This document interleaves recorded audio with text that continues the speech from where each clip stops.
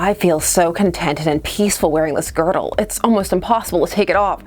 But I will do it. The Venus Girdle. Learn to love submitting with Wonder Woman. This thanks to a girdle made of magnetic gold that she got from aliens. Sometimes you can take it off, sometimes you can't, but she's betting that you won't want to. It'll just feel too good. Quick, let's all head to Reformation Island, aka Transformation Island, aka Improvement Island. Greetings comic lovers and welcome back to Casually Comics, the channel where we chat all things comics, from comics new and old to history to anecdotes, truly wherever our whims take us. The Golden Age, a time oft forgotten and sometimes confused with the Silver Age. But they were very different times for numerous reasons. Storytelling methods, societal mores, the war, eventual censorship. There's a stark contrast for some characters between the Golden and Silver Ages, and one of the most stark is Wonder Woman, which yes, did have a lot of BDSM tones. Not under. They are not under. They are just tones. I don't know how well known the subculture was in the 1940s, but there was more going on in Wonder Woman in the Golden Age than that. It was also a comic full of competent and interesting female characters, military officers, sorority members, spies, scientists, ruthless and brutal villains, and science that vacillated from surprisingly accurate to completely ludicrous. All of these things came together to create something truly unique. Golden Age Wonder Woman is something unto herself, largely also because of the imprint made upon it by the creator's lifestyles and philosophy. It's why attempts to recreate it years later without the aforementioned factors, as was largely the case with Wonder Woman Earth 1, yields interesting, let's use the word interesting, results. For Wonder Woman at one point had a prison island. They even call it that sometimes when they're not coding it with nice euphemisms. And she governed it, or rather left it to be governed by the warden Mala. How did she govern? With mind-controlling sub-girls from Venus. So let's do a retrospective on the Venus Girdles, because I feel like it and I think it's interesting. Given that Wonder Woman has such strong ties to Grecian lore, one may assume that the girdle will be modeled off of the girdle of Aphrodite, later Venus in Roman times. That girdle is said to ignite passions, but also that could be used for solving marital conflicts or potentially for manipulation. It's first described very briefly in Homer's Iliad. She spake and loosed from her bosom the broidered zone, curiously wrought, wherein all fashioned all manners of allurements. Therein is love, therein desire, therein dalliance, beguilement that steals the wits even of the wise. So it's pretty vague and will be expanded upon later on. It's depicted in art as very cloth-like, gentle, gilded, and sometimes shown as a belt, other times as a breastband. So thematically, some inspiration from the girdle could have come from here. Visually, it's leaning more in other directions. It's much more along the lines of some kind of harness or waist trainer, and the whole key that can keep it locked is adding to that element. The first appearance of the girdle is in Wonder Woman number 12 from 1945, which is going to have a huge impact on the plot, and perhaps also on some of the mindset as to how the girdle is utilized in the story. This is also the first issue written by Joy Hummel, who was ghostwriting for Wonder Woman creator William Moulton Marston as his health declined. Her work would go uncredited for quite some time, for they would both use his pseudonym, Charles Moulton. So a lot of these heavy BDSM elements can be traced to a female writer, a fact that can oftentimes be overlooked. On to issue 12, get excited for aliens. Wonder Woman first met Queen Desira of Venus over in All-Star Comics 13. This is when Nazis sent her there. They shot her up to Venus. She helped the Queen and her Venusians fight off Solaris and his Meteor Men. And Queen Desira gifted Wonder Woman with some special earrings that allow them to communicate across space. It's those that she's putting on as Diana Prince when Steve walks in, and he instantly asks her why she's wearing Wonder Woman's earrings. Steve actually isn't oblivious, but he's not pushy. It's an interesting dynamic. It forces Diana to be clever, but there's also not a lot of pressure. Diana is able to communicate with Desira, who warns her of something catastrophic. Take warning, the next world war for Earth is now in the making. A band of Earthmen now are plotting to set nation against nation in the worst war of all time. She tells Diana that Steve's secretary is a spy for these co-conspirators, because they're using man as the general mankind or humankind. This conspirator group is very equal in its gender makeup. Tons of lady spies trying to start World War III. Wonder Woman is able to capture these conspirators in the first part of the story, making up the issue, but Desira says she should send them to Venus. There she'll make them peace-loving. Steve objects at first, but Diana says they need to take extreme measures because they want to start World War III. So he agrees. The method in question is of course the Venus Girdle, which is just a regular item on Venus and something that's sometimes just used for fun. These girdles made of magnetic gold give feelings of peace rather than oppression, but only if one relaxes into them and doesn't fight them. No brats on Venus. And the prisoners come to like the girdles. Velma, you're a wonderful woman. You've taught me to enjoy this new life of peace and submission to superiors on Venus. If it was not obvious, the girdles are going to be used to rather emphatically extol the virtues of a sub-lifestyle and the joy and freedom but also power and happiness that comes from submitting. The girdle as a reform plot device will function much less coherently than the rhetoric surrounding submission that will accompany it, because the girdle, functionally in the stories, is actually brainwashing the wearers, suppressing aggression or bad/evil urges.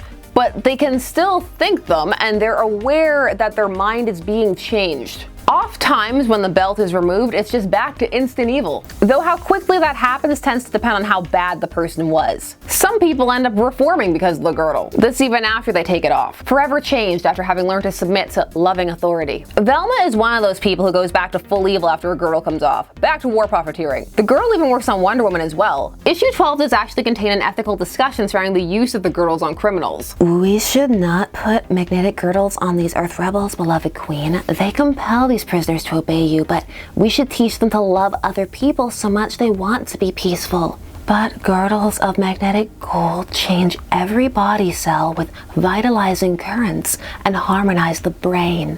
When their brains become normal, these Earth people will lose their desire for conflict and will enjoy serving others and submitting to loving authority. But another subject brings up the fact that they would never submit without the girdles. But before they can reconcile this, the plot moves on, so it's never fully solved. Velma, who is returned to Venus to get her war co-conspirators, pretends to want to get the girdle back on and submit. So they give her one. And they give her a key because she's submitting willingly. I feel so contented and peaceful wearing this girdle. It's almost impossible to take it off. But I will do it. All she has to do is get her former colleagues to take theirs off too, and they're right back to plotting World War III. And now also trying to take over Venus. And Velma is also able to compel the native Venusians after she makes them put on girdles, because they just have to obey. Wearing it, gotta listen. Velma ends up with a girdle welded to her by the end of this, and Wonder Woman and Desire sign a treaty that Venus will make their prisoners loving, and Earth will supply Venus with, it seems like weapons. She says inventions requiring Earth force and strength to construct. That sounds like weapons, right? But somehow going forward, Wonder Woman is just gonna have a huge supply of these magnetic Venus girdles just on hand all the time, so she can use them on Reform Island. Comic Cavalcade number 11, also from 1945, would feature a story wherein the Venus girdles were in use on Reform Island. CHEETAH, original CHEETAH, that's Priscilla Rich, was wearing one. Wonder Woman comments on the girdles when she goes to visit Mala the Warden on Reform Island after she's summoned there. Hola, your prisoners look very happy wearing their Venus girdles. Like they have a choice. She probably just told them to smile for Wonder Woman. Yes, wearing the Venus girdles teaches the prisoners loving submission, but only if they wear the girdles. No, Mala. Once they've learned to worship Aphrodite, they'll submit to loving authority even without wearing the girdles. Because, you know, they'll be trained. So Mala's method is once she thinks prisoners are reformed, she gives them a key so they can remove their girdles if they choose. She thought Priscilla was good to go, but since the girl doesn't do anything really except force you into another headspace, which some end up taking to and others don't, Priscilla saw an article about her cousin and all her jealousy came back and her alternate personality of the cheetah instantly reappeared. She fakes her suicide and goes off to seek vengeance. This is pre-code, so you could still pretty cavalierly mention suicide. Cheetah manages to get Wonder Woman in a girdle, which causes her to be forced to obey her. Kill Steve. Oh no. But this powerful Venus girdle compels me to obey. Now, at the end of this issue, the girdles are allegedly modified. This so you can't be forced to obey someone bad. I have learned that being compelled to submit to bad people is horrible. You are right, daughter.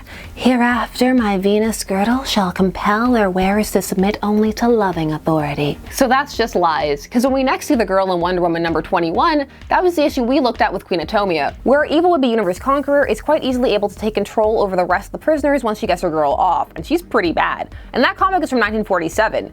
So in that story, the girdle as a plot device took precedence, as it will for the majority of the other issues it appears in. Cavalcade 19 sees a woman going to Paradise Island trying to steal their elixir of youth. Wearing this girdle, I feel so happy and peaceful. I'm not afraid to do anything you tell me, because I know it will be good for me. I can feel the kink leaping off the page, 1947. Mala in this issue describes Reform Island as a college where girls learn to be happy by obeying and submitting to loving authority. Wonder Woman 28 is a very fun issue from 1948 with the story Villainy Incorporated, wherein Wonder Woman takes some female prisoners from Saturn to Reform Island rather than send them back to their world because they say their prison will treat them so horribly. Of course, off come the girdles, and their leader, Evil S, yes that's her name, seizes control of Reform Island. There's also some sass when Mala's trying to get her into the girdle at the start, saying she needs to go get a bigger girdle. Evil S assembles Villainy Inc., a group of female villains who want revenge on Wonder Woman. But not all of the prisoners do. Some have been reformed by the girdles. Evil S is able to completely shake off the girdle through her sheer ambition and determination.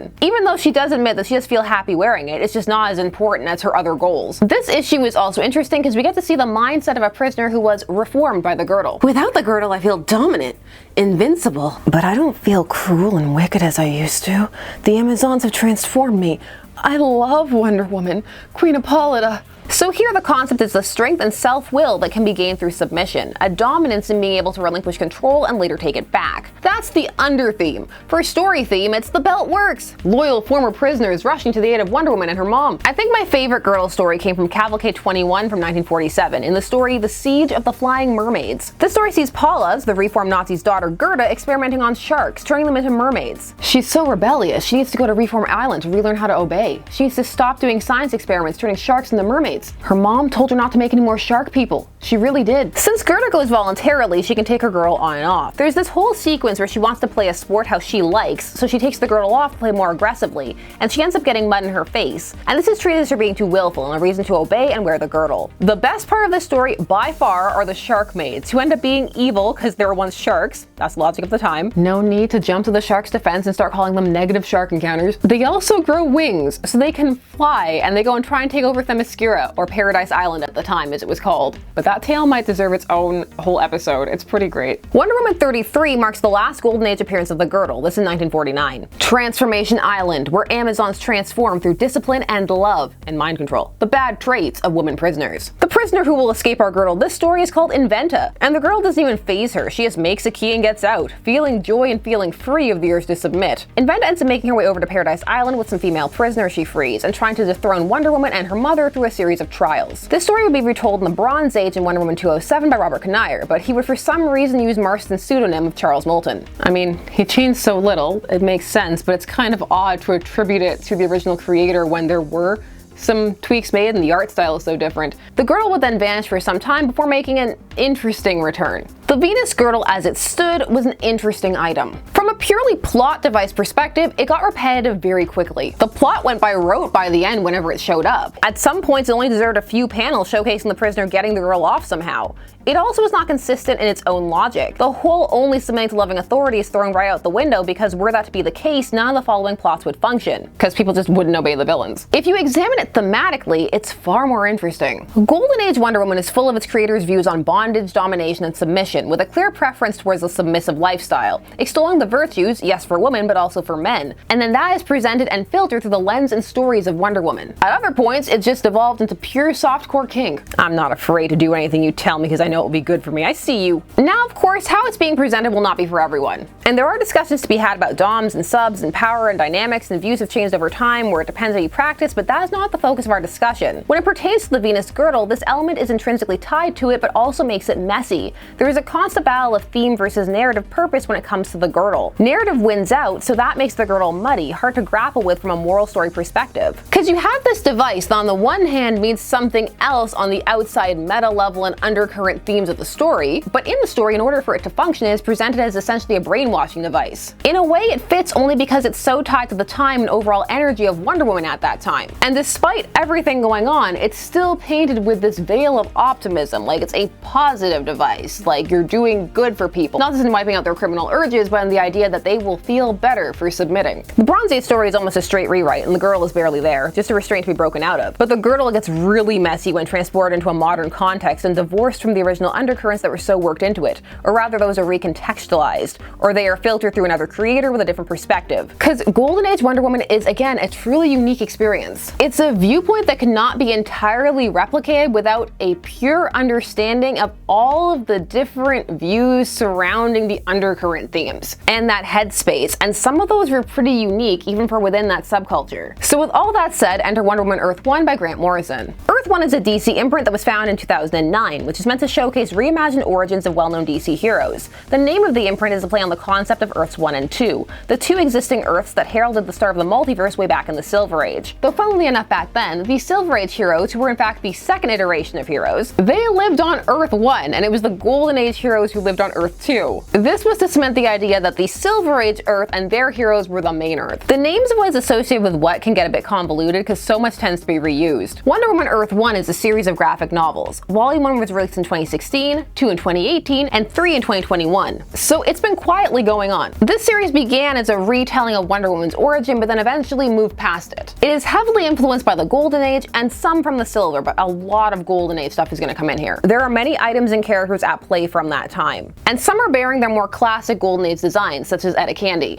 but then some will have a more modern design like Nubia. The art is by Yannick Paquette, and the colors are by Nathan Fairbairn. It is told through two timelines, so one is a flashback and then one is the present. And the present will move forward as it goes on. It starts off with Diana on trial and showcases the events that led up to it. This series reads better if you have an intimate understanding of past Wonder Woman lore, because lots of the characters and items are going to come straight from that, but be twisted or have a certain thread being played upon in their character that was potentially viewed as untapped. There are many canons blending, so it could be a bit confusing for the uninitiated. It is beautiful to look at though, and there are lots of little fetishistic moments thrown in, but in a different manner than the Golden Age, which was very upfront about its BDSM. In this there are also moments, but they feel a bit different for a number of reasons. Some are just lesbian island things, but also party debauchery, like people drinking wine or rather licking it off women's chests. If the Golden Age had a bit more of a participatory energy to it, this series has a more voyeuristic one. The Golden Age feels as though it has normalized the concept within its universe, or at least on a meta level, a feeling which of course would be erased in the Silver Age. This one more wants you to look at it. Both are of course fetishistic.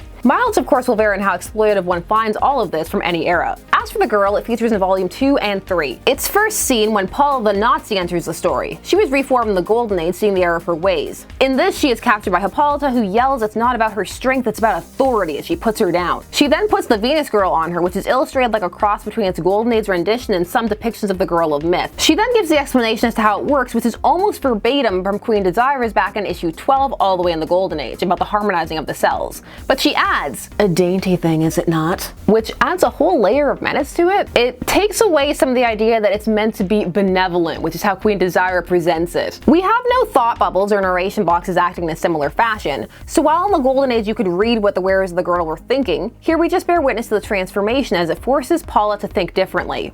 You can't control me. You can't make me. Oh, make me? So the horror of this woman is undermined because Paula is a Nazi, so it's easy for the reader to get behind her change of heart, forced or otherwise. Now whether one agrees with how the girdle functions or not, there were good intentions and optimism behind it in the Golden Age. Whereas the girdle in this era feels like it's veering much more towards high authoritarianism, which may just be because of the change in the overall tone. One could argue it functioned the same way in the Gold. I thought I was strong. What's wrong with me? I'm so weak. I must be weak to wish to serve weak, cruel men like Hitler.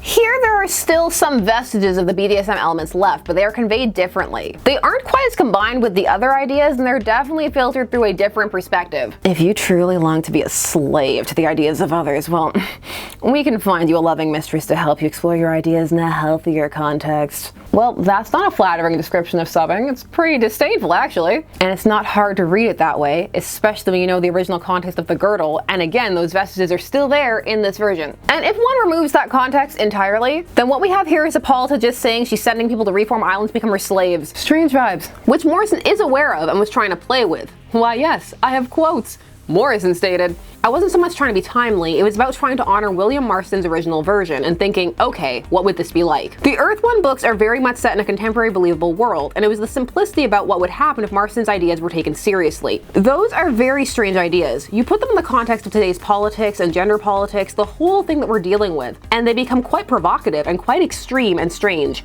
It was just to follow his lead and to show the Amazons the way he showed them, which was, yes, a separatist race of technologically advanced superwomen. But they're quite happy to use mind control on their enemies. They're quite happy with that. Their idea of weapons of peace is just to control you and tell you what's right. To see a society like that, which is very powerful, come up against a contemporary world and current politics and current affairs is incendiary to a certain degree. There are also some revenge fantasy elements in certain parts, particularly surrounding Dr. Psycho, in regards to mind control. Part of it was my revenge in having seen that done to someone I really cared about. See the narcissist type, the sociopath type, and how easy it is for them to work people. People we wouldn't even imagine could be that manipulated. I wanted revenge. I wanted to kick their ass a little bit. The only place I can do that is in fiction. Devote yourself to me by following the Amazon code. So go with our sweet Mala to Improvement Island. There you will come to know yourself until a Venus Girdle is no longer required. Oh, and Paula falls in love with young Diana in this scene, just cuz. I mean, Diana is gonna make out with Artemis later in this series, also just cuz.